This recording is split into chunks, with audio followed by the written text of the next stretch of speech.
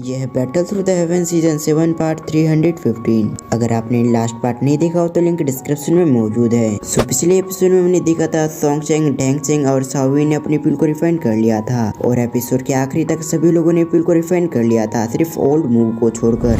अब आगे इस पार्ट की शुरुआत में ओल्ड मूव जुआन कोंगजी से कहता है, जुआन कोंगजी मुझे माफ करना, लेकिन पिल गैदरिंग कंपटीशन को तो मैं ही जीतूंगा। ये कहने के साथ ही उसके चेहरे पे स्माइल आ चुकी थी। उसके इतना कहते उसके फर्नेस से एक तेज रोशनी निकलती है जो आसमान को टच कर रही थी। इस फर्नेस से जो एनर्जी निकल रही थी उसे सेंस करने के साथ ही कई सारे लोगों के एक्सप्रेशन चेंज होते हैं। भले नॉर्मल लोगों को पता ना हो कि ओल्ड मूव कौन है, लेकिन यहाँ पर जो पावरफुल लोग थे उन्हें समझ में आ चुका था कि आखिर ये व्यक्ति कौन है। जुआन कोंगजी गुस्सा होते हुए कहते हैं, ये तो ओल्ड मूव है, आखिर इसकी हिम्मत भी कैसी हुई पिल टावर में आने की। जुआन कोंगजी के बाजू में जो लेडी बैठी हुई थी वो कोल्ड एक्सप्रेशन के साथ कहती है, ये ओल्ड मैन ना जाने कब से हमारे बीच में ही था, इसके साथ ही हम इसकी एनर्जी को सेंस नहीं कर पाए। लगता है ओल्ड मूव इस बार पूरी तरह से तैयारी के साथ आया है। इधर हम अरीना का सीन देखते हैं जहाँ पर काफी मात्रा में एनर्जी आ चुकी थी। इसके साथ ही कोई भी व्यक्ति अपनी जगह पे खड़ा नहीं हो पा रहा था। ये नजारा देखने का देख एल्डर को देखते हैं जो कि जुआन कोंगजी से कहता है अब हमें क्या करना चाहिए, क्योंकि सिचुएशन को देखते हुए ऐसा लगता है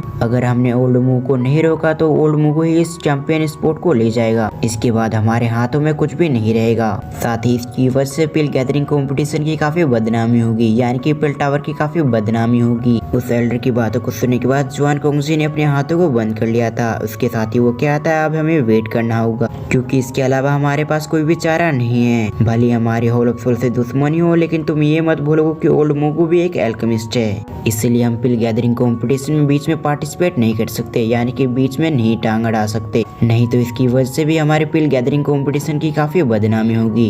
जुआन कोंगजी की बातों को सुनने के बाद उस ओल्ड मैन का एक्सप्रेशन भी चेंज हो गया था। इसके बाद वो ओल्ड मैन एक शब्द भी नहीं कहता, क्योंकि उसे समझ में आ चुका था कि जुआन कोंगजी अंदर से बहुत ज्यादा गुस्से में है। दूसरी तरफ हम ओल्ड मूव को देखते हैं जो कि सारे व्यक्ति को इग्नोर करते हुए अपने लाइटिंग पिलर की ओर देखता है जो काफी तेज से आसमान की ओर जा रही थी। अभी के समय सभी लोग इस लाइटिंग पिलर को ही देख रहे थे। हम देखते हैं इस लाइटिंग पिलर के अंदर से काफी तेज से रोशनी निकलती है। कुछ ही समय के अंदर आसमान के बीचों बीच वहाँ पर दो क्लाउड आ चुकी थी जो कि अलग अलग रंगों की थी। तभी एक व्यक्ति कहता है, देखो एक बार फिर से लाइटिंग आ रही है। ऐसा करते हुए 2 मिनट के अंदर अंदर वहाँ पर 2 लाइटिंग और भी आ चुकी थी, जिस वजह से वहाँ पर 4 लाइटिंग आ चुकी थी। इन 4 रंगों वाले क्लाउड को देखकर सभी लोग हैरान हो गए थे। इसके साथ ही वो कहता है, ये तो 4 रंगों वाले क्लाउड है। इसका मतलब था कि ओल्ड मूव ने सभी को सरपास कर दिया है।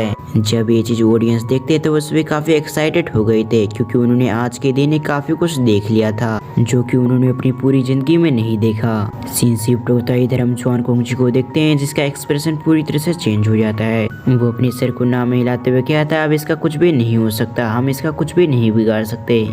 उसकी इतने कहती है आसपास के स्पेस में बदलाव होने लगती है। तभी जुआन कोंगजी के कानों में एक आवाज पड़ती है। वो आवाज जुआन कोंगजी से कहती है, तुम शांत हो जाओ। ये सुनने के बाद जुआन कोंगजी का एक्सप्रेशन थोड़ा सा चेंज होता है, लेकिन इसके साथ ही वो कहता है, जैसे पिल गैदरिंग कंपटीशन खत्म होती है तो इस ओल्ड बास्टर्ड से मैं खुद मिलने जाऊंगा। ये सुनने के साथ ही उसकी बाजू वाली लेडी कहती है, अगर तुम उस पर अटैक करने के बारे में सोच रहे हो तो मैं तुम्हें बता दूं, तुम्हारे ऐसे करने की वजह से पिल टावर और होल ऑफ सोल के बीच में एक लड़ाई छिड़ जाएगी। और अगर तुम भूल गए हो तो मैं तुम्हें फिर से याद दिला दूं, होल ऑफ सोल को वो व्यक्ति बहुत ज्यादा पावरफुल है। पिछली बार हम तीनों मिलकर भी उसे हरा नहीं पाए थे, इसलिए हम सभी के लिए अच्छा हो कि हम पिल गैदरिंग कंपटीशन के बीचों बीच में ना जाएं। हम ऑडियंस बनकर सिर्फ देख सकते हैं कि आखिर क्या होने वाला है। सीन शिफ्ट होता है, हम ओल्ड मूव को देखते हैं जो कि हंसते हुए कहता है, जुआन कोंगजी, मुझे पता है कि तुमने मुझे पहचान लिया होगा कि आखिर मैं कौन हूँ। ये कहने के साथ ही वो एक झटके से अपने मार्क्स को हटा देता है और कहता है, इस बार पिल गैदरिंग कंपटीशन को जीतने वाला व्यक्ति और कोई नहीं बल्कि होल ऑफ सोल का एक व्यक्ति है। जैसे ही होल ऑफ सोल सभी व्यक्ति ये सुनते हैं तो सभी सरप्राइज हो गए थे। वो कहते हैं, ये व्यक्ति ओल्ड मूव है, इसके साथ ही ये व्यक्ति तो होल ऑफ सोल से है, आखिर ऐसा कैसे हो सकता है। ये सभी बात ऑडियंस करने लगते हैं। दूसरी तरफ हम जुआन कोंगजी को देखते हैं जो कि ये चीजों की वजह से और भी परेशान हो चुका था। उन्हें समझने में ज्यादा समय नहीं लगता कि ओल्ड मूव उनकी रेपुटेशन खराब करने में लगा हुआ है।